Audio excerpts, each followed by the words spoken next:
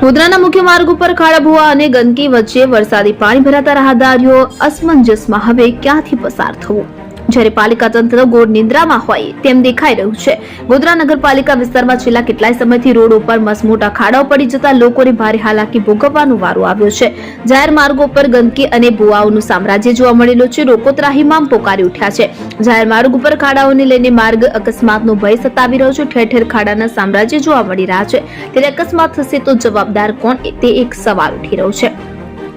શું પાલિકા તંત્ર મોટી દુર્ઘટનાની રાહ જોઈ રહ્યું છે? તંત્રને સ્થાનિક રહીશો દ્વારા ટેલિફોનિક મૌખિક રજૂઆત કરવા છતાં પણ અધિકારીઓને કોઈ રસ ન હોય તેમ જણાઈ રહ્યું છે, જ્યારે પાલિકામાં બેઠેલા બાબુઓ મીટિંગ અને સિટિંગમાં જ મસ્ત હોય તેમ જોવા મળી રહ્યું છે। પાલિકાના આંગણે જ મોટા ખાડા પડી ગયા હોવા છતાં પણ સમારકામ ન કરવામાં અને લોકોમાં ભારે આક્રોશ જોવા મળી રહ્યો છે। ત્યારે સિઝનનો વરસાદ પડતા જ ગોધરામાં રસ્તા પર ખાડાઓ કે જાણે આખે આખું સામ્રાજ્ય વસાવ્યું હોય તેમ લાગી રહ્યું છે, જેને લઈને અનેક સવાલ ઉઠી રહ્યા છે।